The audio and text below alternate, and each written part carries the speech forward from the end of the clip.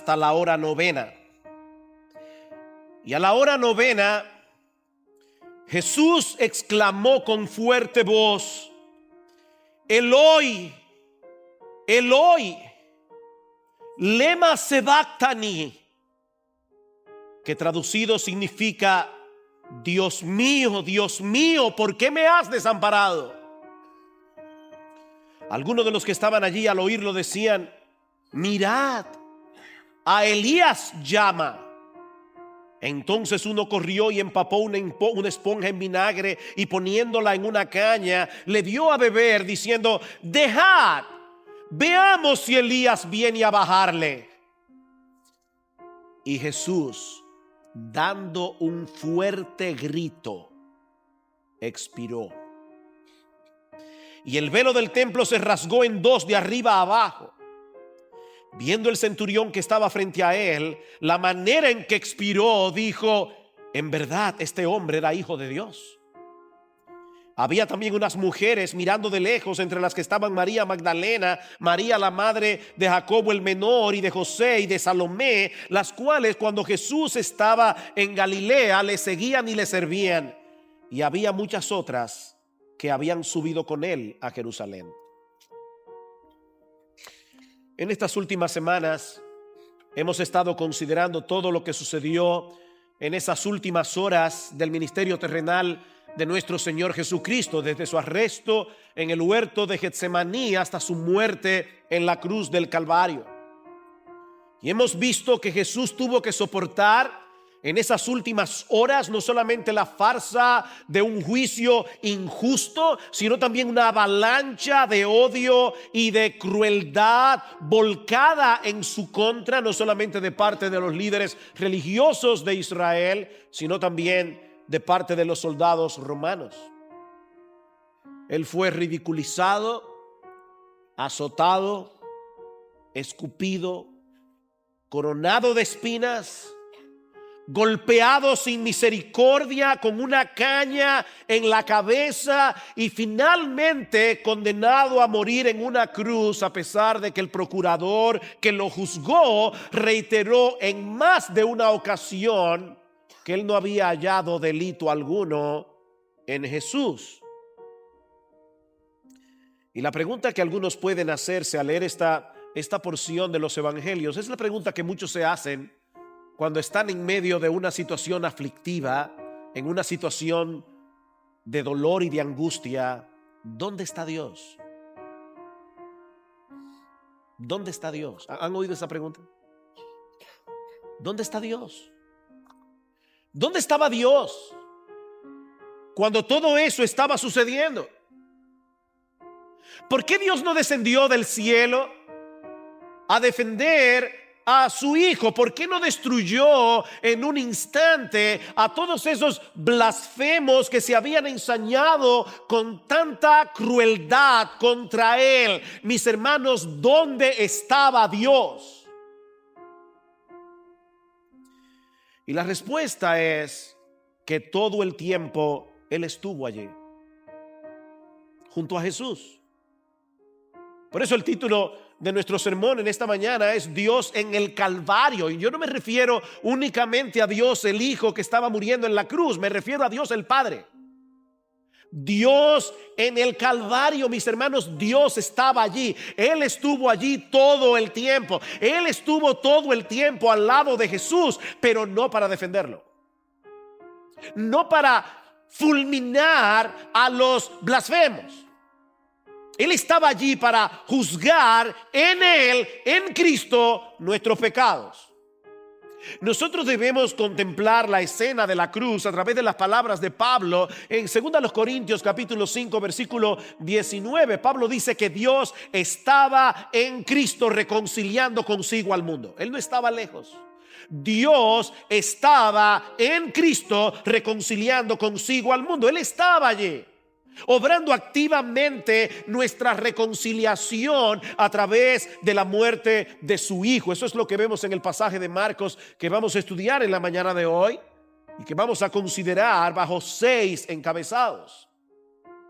Hay 6 escenas aquí La primera de ellas es la oscuridad sobrenatural que cubrió la tierra en pleno mediodía. Dice en el versículo 33, cuando llegó la hora sexta, hubo oscuridad sobre toda la tierra hasta la hora novena. Nosotros vimos la semana pasada que Jesús fue crucificado a la hora tercera, es decir, a las 9 de la mañana, por la forma como los judíos contabilizaban las horas.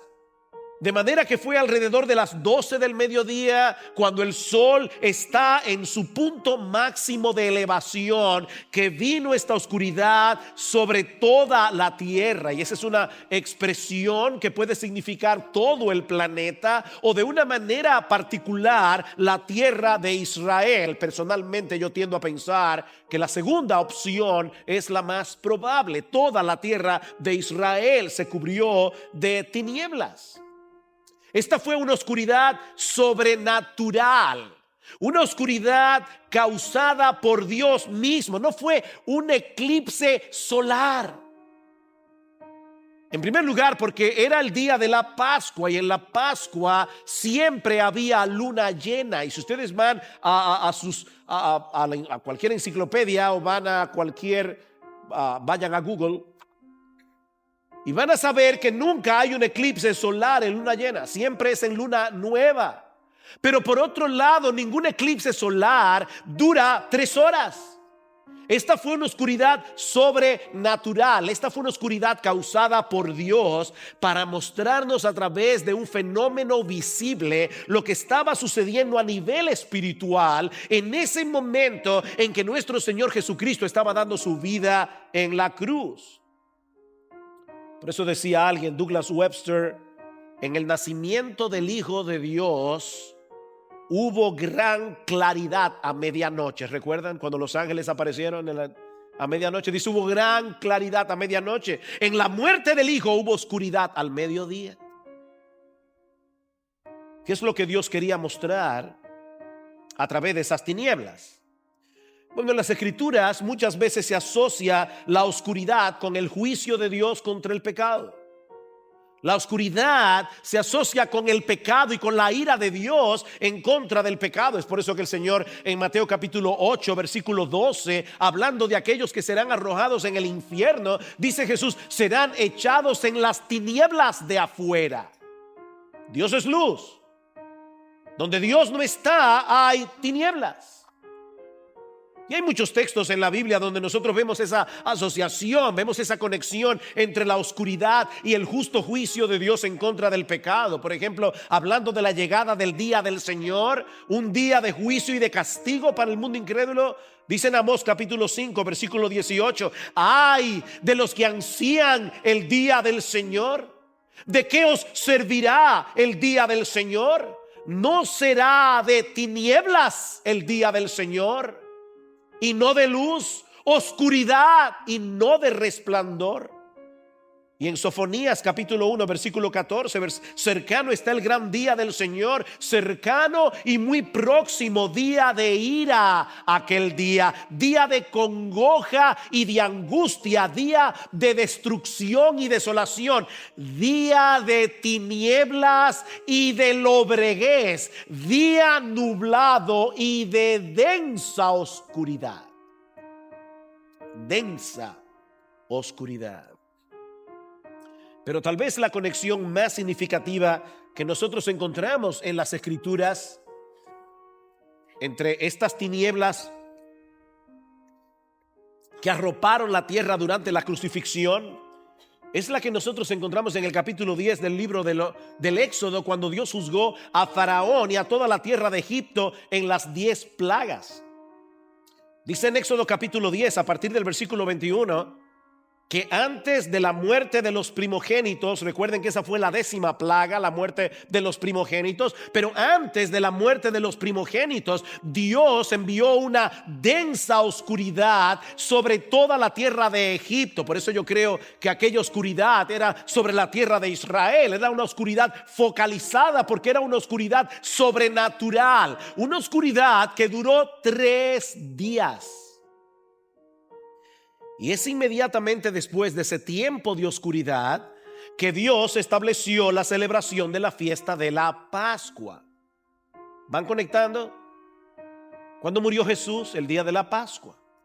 Fue precisamente después de ese tiempo de oscuridad que Dios estableció la fiesta de la Pascua, en la que los judíos debían sacrificar un cordero. Y el texto en Éxodo capítulo 12 versículo 6 es muy explícito. Dice: debe ser sacrificado el cordero entre las 2 tardes, es decir, alrededor de las 3. Ese cordero pascual era el sustituto a través del cual era preservada la vida de los primogénitos que habrían de morir esa noche. El ángel de condenación iba a salir por toda la tierra de Egipto, pero aquellos que pintaran el dintel de sus puertas con la sangre del cordero sustituto, el cordero iba a pasar de largo.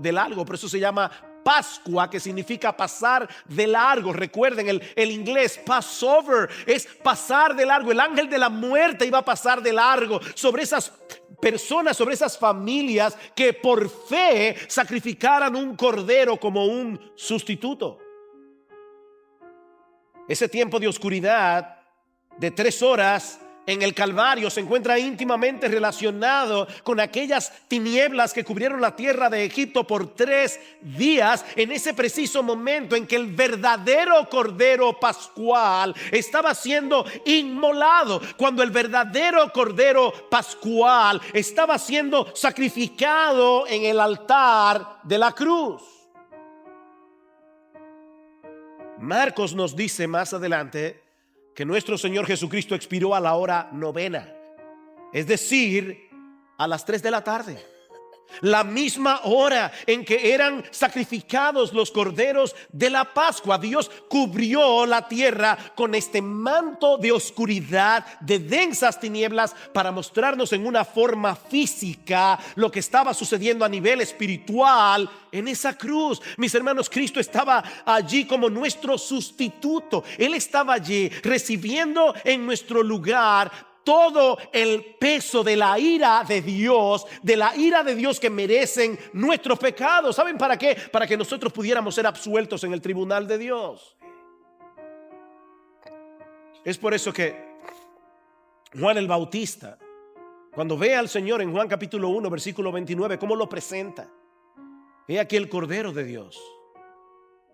He aquí el Cordero de Dios que quita el pecado del mundo. Cristo fue a la cruz a ser sacrificado como un cordero. Cristo, nuestra Pascua, fue sacrificado por nosotros, dice Pablo en 1 Corintios capítulo 5. Y en 2 Corintios capítulo 5 versículo 21 dice que aquel que no conoció pecado, por nosotros él fue hecho pecado. Y Pedro nos dice en su primera carta que él mismo llevó nuestros pecados en su cuerpo sobre la cruz.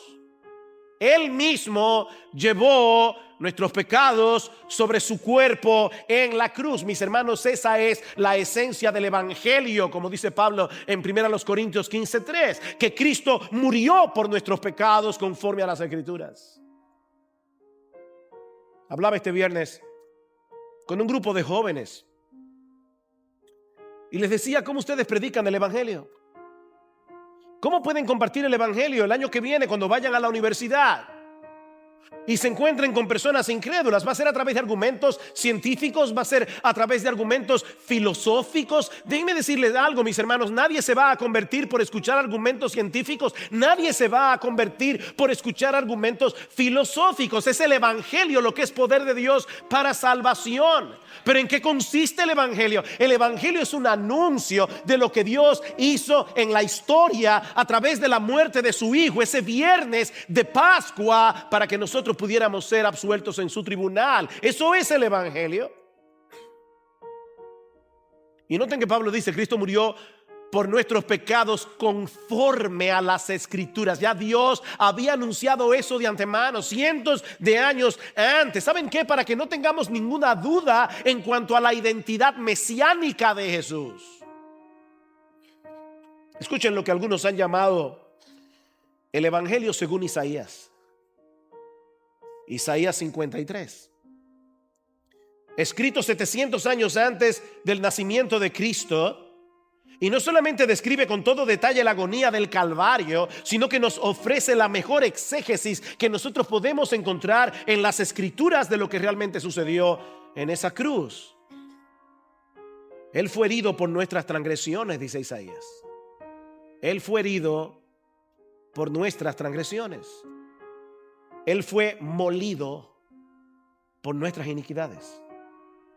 Nuestras iniquidades. Todos nosotros nos descarriamos como ovejas, nos apartamos cada cual por su camino, pero el Señor hizo que cayera sobre Él la iniquidad de todos nosotros. No fue por su propia iniquidad que Él fue a la cruz, porque Él era un cordero inocente. Pero aún así, dice Isaías en el versículo 10, que el Señor quiso quebrantarle, sometiéndole a padecimiento. Por su conocimiento, el justo, mi siervo, justificará a muchos y cargará las iniquidades de ellos. ¿Saben que hay algo interesante en el texto de Juan que yo cité hace un momento, cuando Juan el Bautista dice aquí el Cordero de Dios que quita el pecado del mundo? El texto griego es tan preciso que hay dos palabras para quitar. Yo puedo tomar esta hoja y quitarla de encima del púlpito y ponerla aquí. Eso es quitar. Pero yo también puedo tomar esta hoja, quitarla del púlpito y cargarla conmigo. Y esa es la palabra que se usa en Juan capítulo 1 versículo 29. Jesús es el Cordero de Dios que quita cargando sobre sí el pecado de todos nosotros. Eso es exactamente lo que Isaías está diciendo aquí. Para poder justificar a muchos, Él tuvo que cargar con las iniquidades de ellos. O como dice al final del capítulo 53, llevando Él el pecado de muchos. Eso fue lo que sucedió ese viernes en la tarde, cuando la tierra se cubrió de oscuridad. El Cordero de Dios estaba siendo inmolado en el altar de la cruz. El Cordero de Dios estaba sufriendo en esas 3 horas el infierno eterno de todos aquellos que Él habría de salvar a través de toda la historia. ¿Tú oíste eso, mi hermano? El infierno que te tocaba a ti, Jesús lo sufrió en esas 3 horas. Toda la eternidad de tus sufrimientos condensadas en esas 3 horas. Y no solo la tuya, la de millones y millones de pecadores que Él vino a salvar. Y algunos pueden estarse preguntando, ¿y cómo es posible que Jesús haya podido sufrir en 3 horas un castigo que debía ser eterno? ¿Cómo se puede sufrir en 3 horas un castigo que es eterno? Escuchen la respuesta de John MacArthur.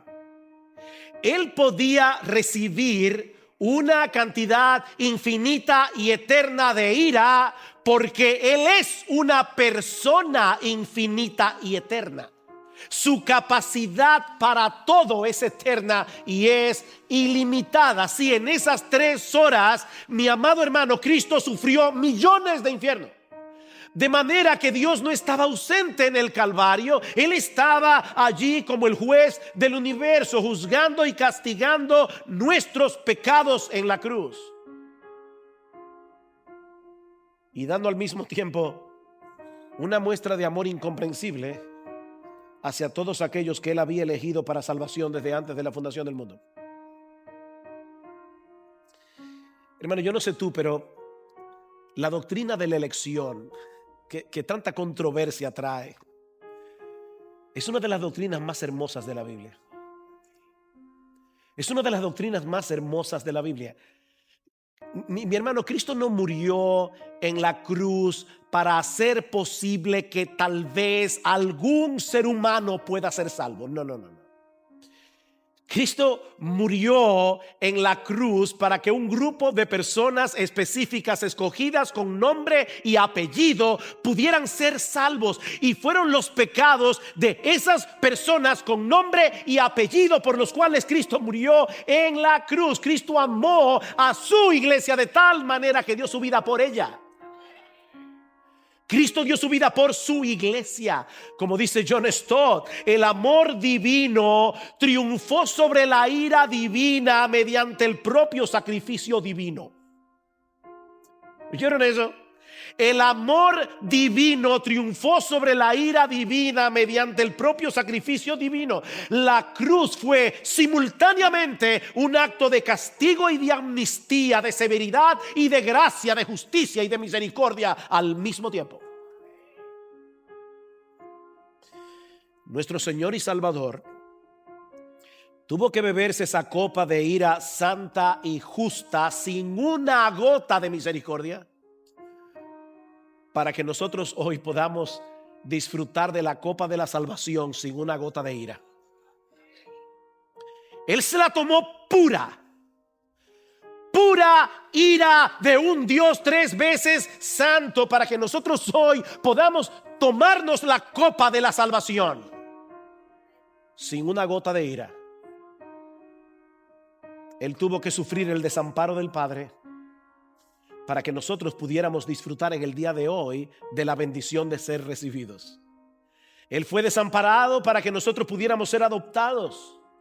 Y eso nos lleva a nuestro segundo encabezado, el terrible abandono en la cruz. Versículo 34: y a la hora novena, Jesús exclamó con fuerte voz: Eloi, Eloi, lema sabactani, que traducido significa: Dios mío,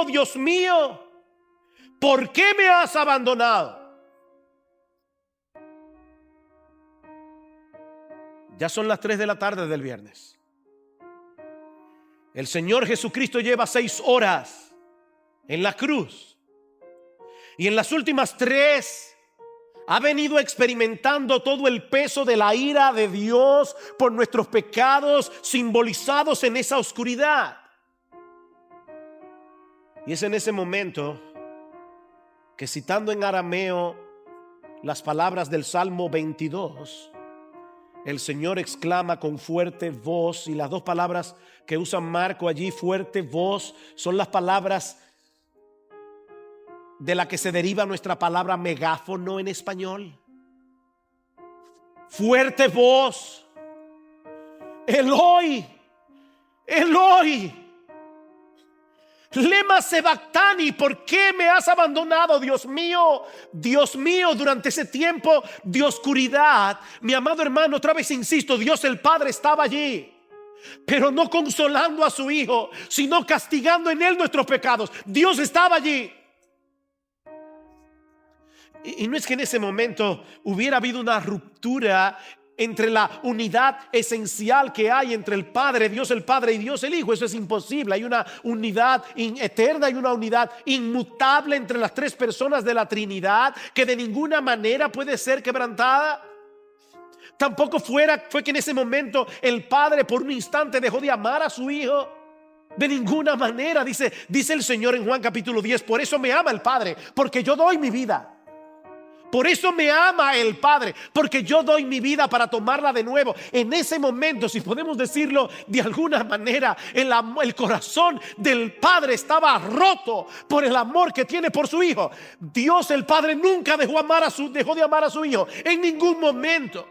Pero hermanos, en un sentido real, Jesús fue completamente desamparado en su naturaleza humana por Dios el Padre. Dios el Padre no podía tener comunión con Él mientras Él estuviera siendo hecho pecado.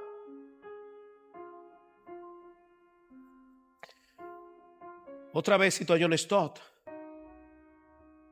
se trataba de Dios en nuestra naturaleza, abandonado por Dios. Dios en nuestra naturaleza, abandonado por Dios. Mis hermanos, la santidad de Dios no le permite tener comunión con el pecado. Y en ese momento, colgado en esa cruz, Jesús estaba siendo hecho pecado por causa nuestra. Al que no conoció pecado por nosotros, Dios a Él lo hizo pecado. Ese fue el alto costo que Dios estuvo dispuesto a pagar por nuestra salvación. Mis hermanos, solo Dios pudo absorber el peso de su propia ira. Solo Dios podía hacer eso, y Él estuvo dispuesto a pagar ese precio en la persona de su Hijo amado. ¿Sabes para qué? Para salvarte a ti.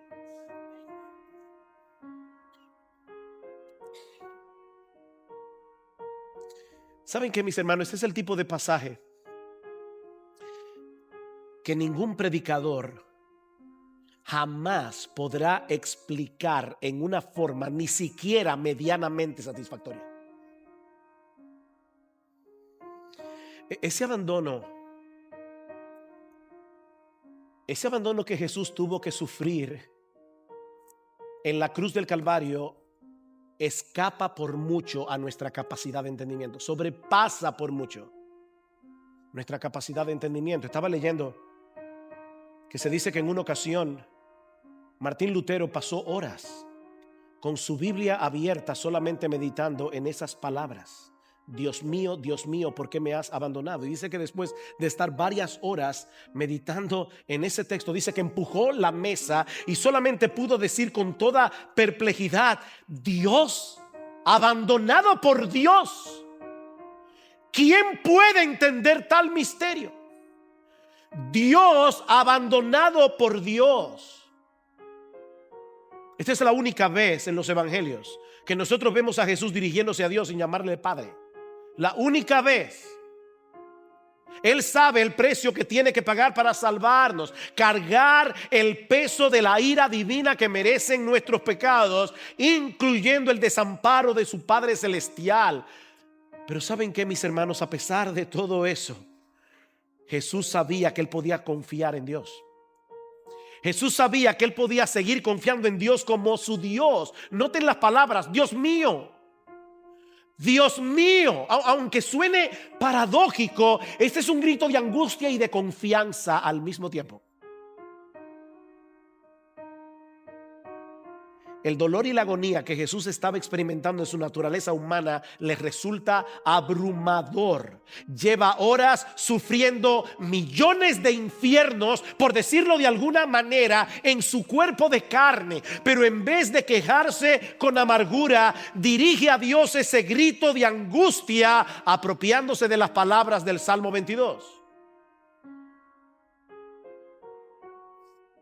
Jesús conoce el contenido de ese salmo, que comienza precisamente con esas palabras: Dios mío, ¿por qué me has abandonado? Jesús sabe que en ese salmo, después de describir los horrores de la crucifixión, el salmo concluye con una nota de victoria, no de derrota. Pero al mismo tiempo él está exclamando, porque en su naturaleza humana quiere saber cuándo concluirá esa agonía, que es precisamente lo que se expresa al inicio del Salmo 22. Dios mío, ¿por qué me has abandonado? ¿Por qué estás tan lejos de mi salvación y de las palabras de mi clamor? Dios mío, clamo de día y no respondes, y de noche y no hay para mí reposo. ¿No era que el Señor desconocía la razón de su abandono? Pero Él está citando de memoria literalmente las palabras de este salmo para dar expresión a su angustia y a su petición de que Dios venga a socorrerlo. Dios mío, ven pronto, socórreme.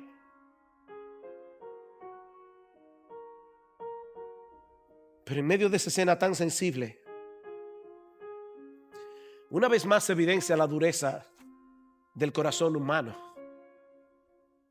Aprovechando la similitud que existe entre el nombre del profeta Elías y las palabras arameas que Jesús acaba de pronunciar en la cruz, Marcos nos dice en el versículo 35 que algunos de los que estaban allí al oírlo decían: mirad, está llamando a Elías.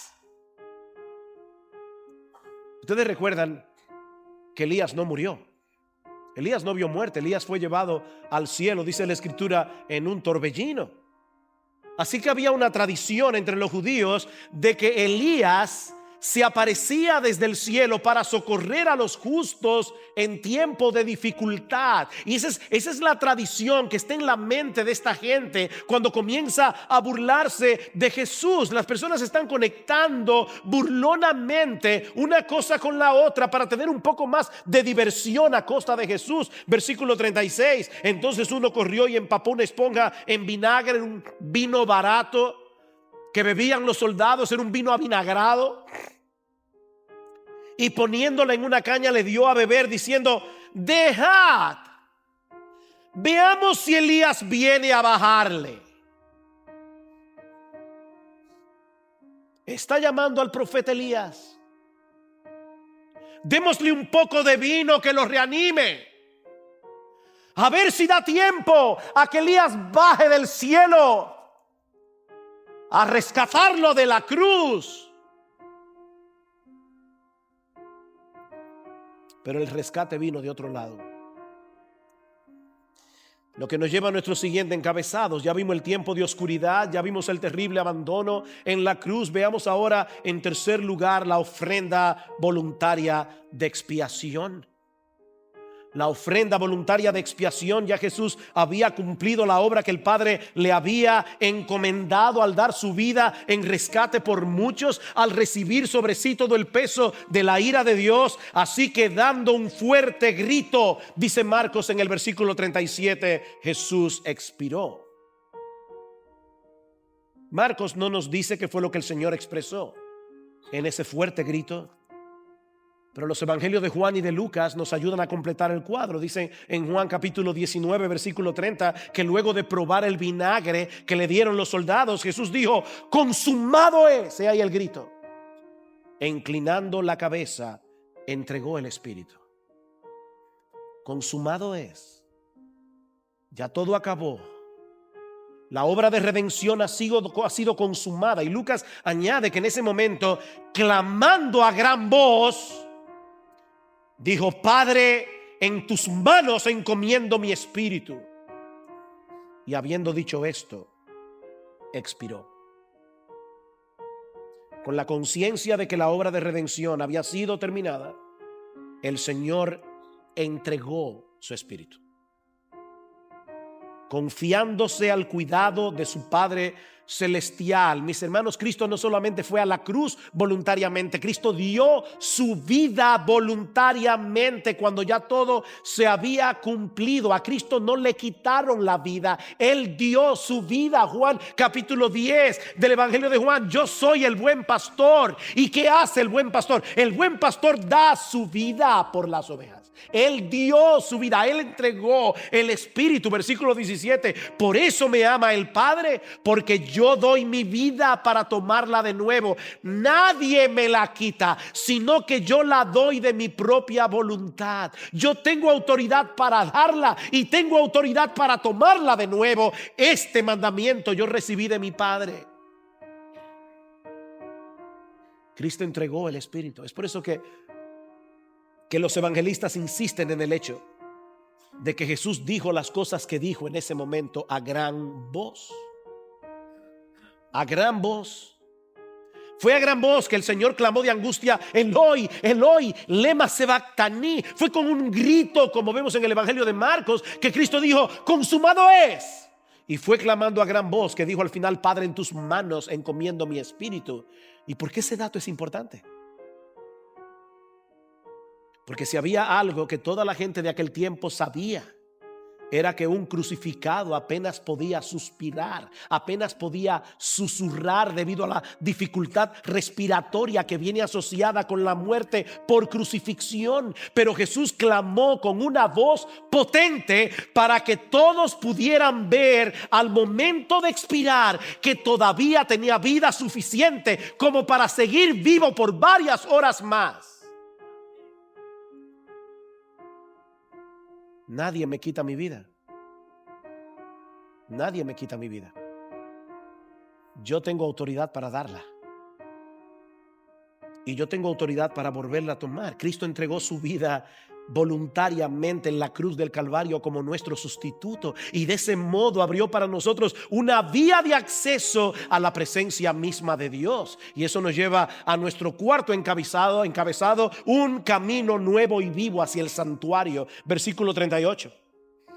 Y el velo del templo se rasgó en dos, de arriba abajo. El velo del templo se rasgó en dos. En el templo de Jerusalén había un velo, y no se imaginen, por favor, a los velos que se usan desde el día de hoy o a las cortinas que se usan en el día de hoy. No. Este era un velo muy pesado, era un velo muy grueso que dividía el lugar santo del lugar santísimo. El lugar santísimo era donde Dios manifestaba su presencia especial. En el templo de Jerusalén, allí estaba el arca del pacto, allí estaba el propiciatorio, donde el día de la expiación el sumo sacerdote rociaba el propiciatorio con la sangre del cordero sacrificado. Una vez al año solamente podía entrar el sumo sacerdote al lugar santísimo en el día de la expiación. Era una cortina tan gruesa que el historiador judío Flavio Josefo nos dice que ni siquiera dos caballos unidos alando en sentido contrario habrían podido romper esa cortina. Tenía 18 metros de altura y 10 centímetros de espesor. No estamos hablando de cualquier velo. Este velo simbolizaba la separación que existe entre nosotros y Dios por causa de nuestros pecados. Mis hermanos, no podemos entrar en la presencia de Dios a menos que su justicia quede perfectamente satisfecha, porque Él es un Dios perfectamente santo, Él es un Dios perfectamente justo. Pero gloria al Señor. En el preciso momento en que Jesús estaba exhalando su último suspiro,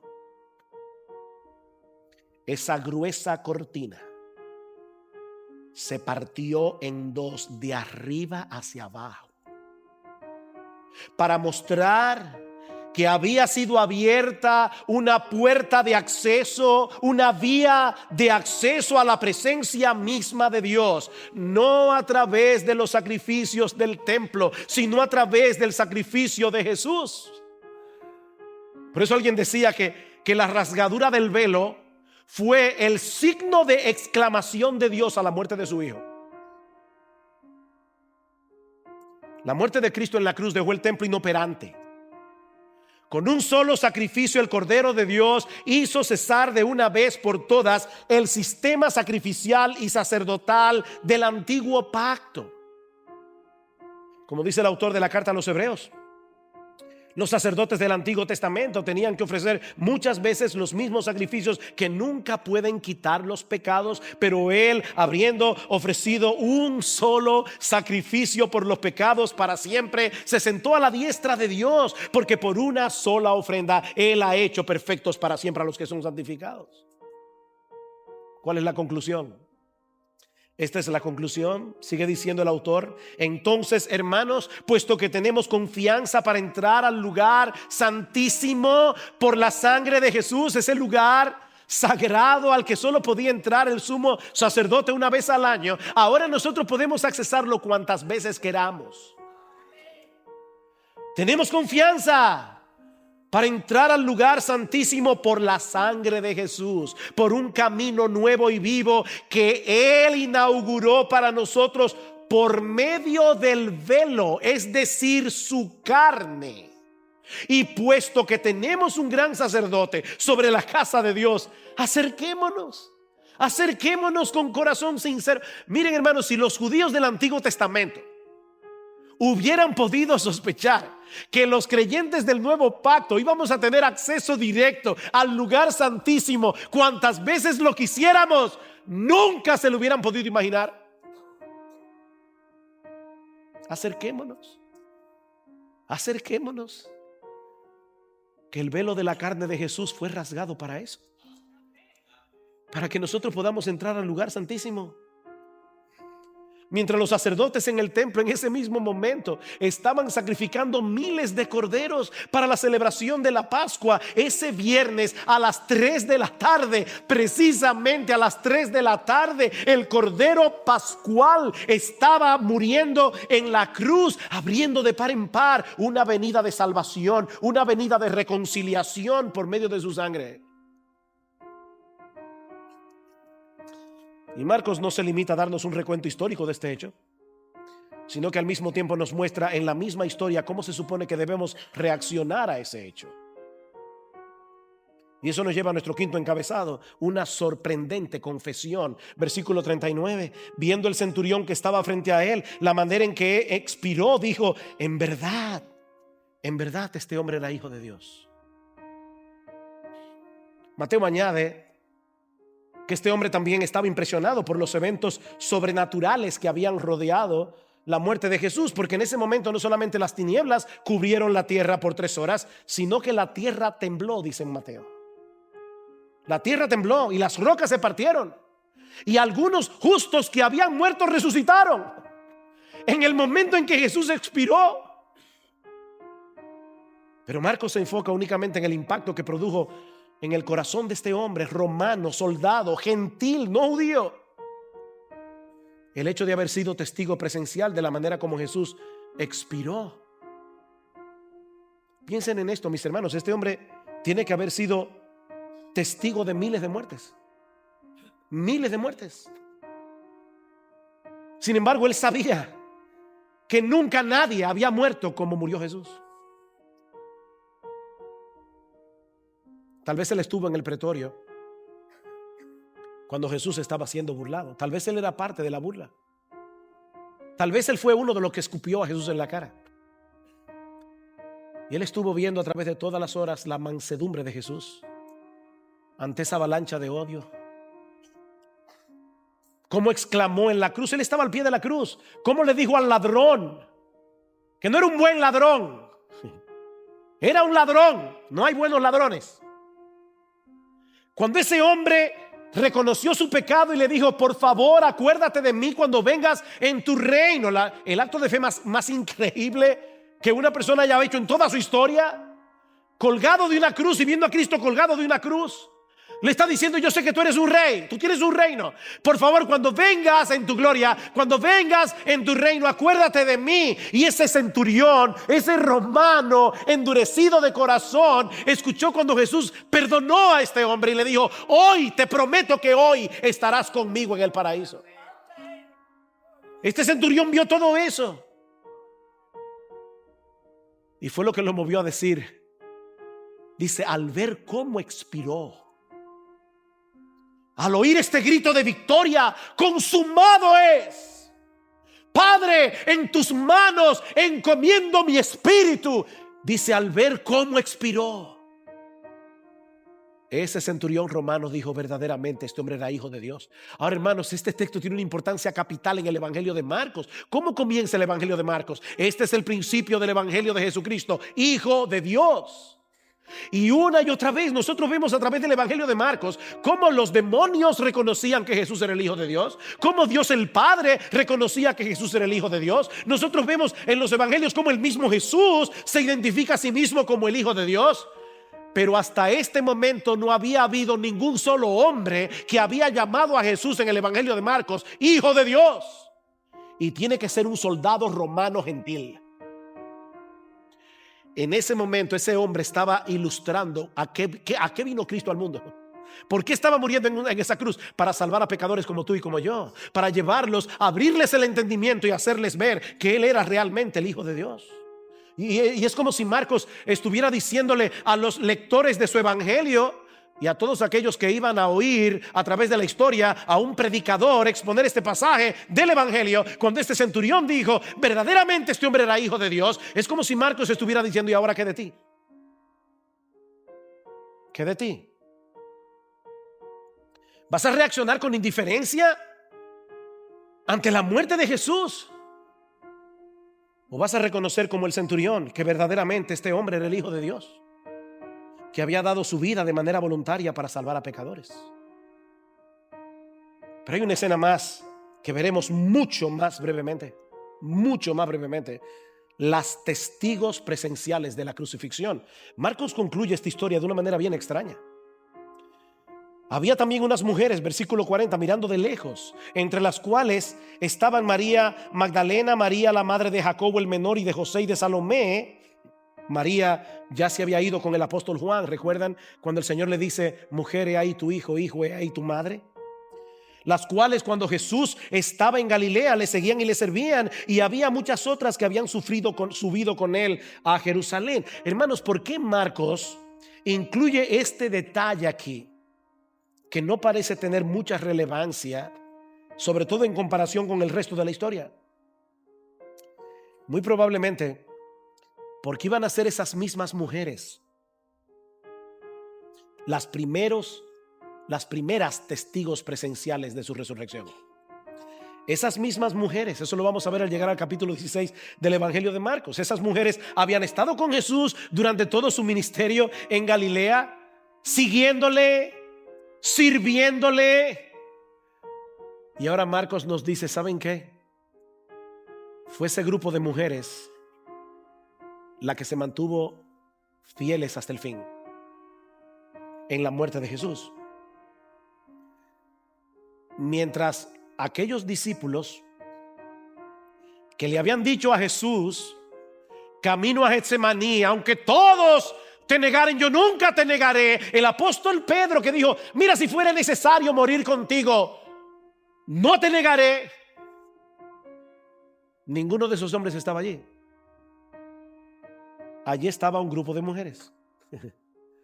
Un grupo de mujeres. Este grupo de mujeres, y hermanas, esto debe hacerlas sentir felices. Este grupo de mujeres ocupa un lugar de honor en el Evangelio.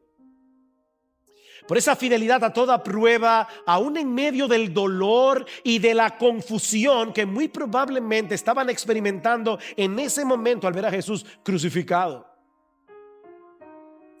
Ellas fueron testigos presenciales de su muerte, fueron testigos presenciales de su enterramiento. Y aunque no lo sabían en ese momento, 3 días más tarde iban a ser testigos presenciales de su resurrección.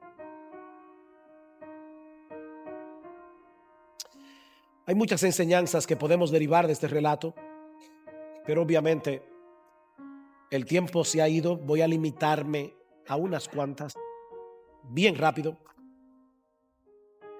Mis hermanos, este relato nos enseña en una forma muy impactante el alcance de la justicia y la santidad de Dios.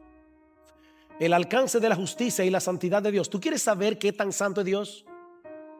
Mira la cruz. Mira la cruz, mira al Hijo de Dios muriendo por nuestro pecado, y vas a darte cuenta que Dios no toma el pecado a la ligera. Mis hermanos, para nuestro Dios, el pecado que nosotros cometemos con tanta facilidad, el pecado que nosotros coqueteamos, con el que coqueteamos muchas veces, para nuestro Dios el pecado es algo tan serio que para poder salvarnos, para poder tener comunión con nosotros, su Hijo tuvo que morir en una cruz. ¿Qué tan seria es la santidad de Dios? ¿Qué tanto aborrece Dios el pecado? Mira a Cristo sufriendo la agonía de miles de infiernos en esa cruz. Pero este relato nos enseña también en una forma muy impactante yo no sé qué palabra usar, porque si digo que es increíble, no es increíble, es creíble. Pero este pasaje nos enseña en una forma muy impactante la verdadera naturaleza del amor de Dios. ¿Sabes que nosotros no podemos entender el amor de Dios hasta que no entendemos la ira de Dios? En estos días hubo una controversia en las redes, no me había dado cuenta, alguien me lo hizo saber, porque alguien tomó un pedacito de un sermón que se predicó aquí en esta iglesia, donde decíamos que Dios no solamente odia el pecado, sino que también Dios aborrece al pecador, y algunas personas comenzaron hasta a hacer burlas de esa expresión. ¿Cómo es posible que Dios aborrezca al pecador? No, Dios ama al pecador.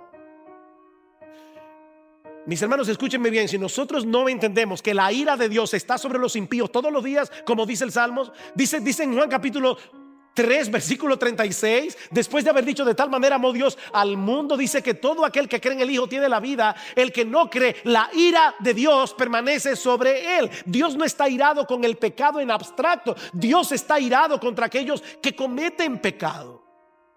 Pero eso es lo grandioso, eso es lo increíble, eso es lo extraordinario del amor de Dios. Dios interpuso su amor. El aparato emocional de Dios es complejo. Nosotros no podemos reducir el amor de Dios a un mero sentimentalismo. Dios no es un abuelito que está en el cielo diciendo: ay, no importa lo que ustedes hagan, yo lo voy a recibir como quiera porque yo los amo. No, aquí tenemos a un Dios perfectamente santo, a un Dios perfectamente justo, a un Dios que no juega con el pecado, a un Dios que no puede tener comunión con el pecador, a un Dios que tiene que castigar a los culpables, al mismo tiempo interponiendo su amor para que el inocente sufriera por nuestra causa. Esa es la verdadera naturaleza del amor de Dios. Es así que podemos entender: de tal manera amó Dios al mundo que dio a su Hijo unigénito para que todo aquel que en él cree no se pierda, mas tenga vida eterna. Dios no amó a un grupo de gente buena, a un grupo de gente amable. Él amó a un grupo de gente aborrecible. Eso es lo grande del amor de Dios. De tal manera amó Dios al mundo que por ese grupo de gente aborrecible Dios entregó a su Hijo. Mas Dios muestra su amor para con nosotros en que, siendo aún pecadores, Cristo murió por nosotros. ¿Qué dice Jesús en Juan capítulo 15 versículo 13? Nadie tiene mayor amor que este. ¿Cuál es el amor? Que uno ponga su vida por sus amigos. Nadie tiene mayor amor que este. Oh, mis hermanos, no es contemplando las circunstancias que nosotros podemos alcanzar un mejor entendimiento del amor de Dios. Es a través de la cruz. No mires a tus circunstancias, mira la cruz. Pero también podemos derivar de este relato que no nos pertenecemos a nosotros mismos, mis hermanos, porque Cristo nos compró a precio de su sangre en esa cruz. Ese texto en Juan capítulo 15 versículo 13: nadie tiene mayor amor que este, que uno ponga su vida por sus amigos. Ese texto no termina allí. Ese texto sigue diciendo: y vosotros sois mis amigos si hacéis lo que yo les mando. ¿Por quiénes puso Cristo su vida? Por sus amigos. ¿Quiénes son sus amigos? Vosotros sois mis amigos si hacéis lo que yo digo. Nosotros fuimos comprados, mi hermano. Tú no te perteneces, tú no te perteneces. Fuiste comprado por precio. Como dice Pablo: ¿no sabéis que sois templo del Espíritu Santo, el cual está en vosotros, el cual tenéis de Dios, y que no sois vuestros, porque fuisteis comprados por precio? Glorificad pues a Dios en vuestro cuerpo y en vuestro espíritu, los cuales son de Dios. Mi hermano, Cristo te compró. Ese sufrimiento fue para comprarte. El amor de Cristo nos apremia, dice Pablo, llegando a esta conclusión: que si uno murió por todos, luego todos murieron, y por todos murió, para que los que viven ya no vivan para sí, sino para aquel que murió y resucitó por ellos. Tú no te perteneces para hacer de tu vida lo que tú quieras. Tú no te perteneces para usar tu tiempo como tú quieras. Tú no te perteneces para usar tus recursos económicos como tú quieras. Tú no te perteneces para hacer del resto de tu vida, de aquí en adelante, lo que tú quieras. Cristo te compró a precio de su sangre. Esa agonía es para que tú no sigas viviendo para ti. Y finalmente, este relato nos enseña en una forma muy impactante que no puede haber salvación fuera de Jesús. No puede haber salvación fuera de Jesús. Solo Dios podía absorber todo el peso de su propia ira. Solo Dios podía salvarnos de Dios. Por eso Dios se hizo hombre, para poder recibir en su naturaleza humana todo el peso de la ira que tus pecados y los míos merecían. Oh, mi amigo, es a la luz de lo que hemos visto hoy que podemos entender por qué Jesús decía: yo soy el camino, yo soy la verdad, yo soy la vida. Nadie viene al Padre sino por mí. Él es la única vía de acceso al Padre. No es la religión, no es tu decencia, no son tus buenas obras, es Jesús. Él es la única vía de acceso. Ven a Cristo, mi amigo. Ven a Cristo y ven ahora. Te repito una vez más la pregunta: ¿te vas a ir de aquí siendo indiferente a la cruz? ¿O vas a reconocer como el centurión verdaderamente este hombre era hijo de Dios?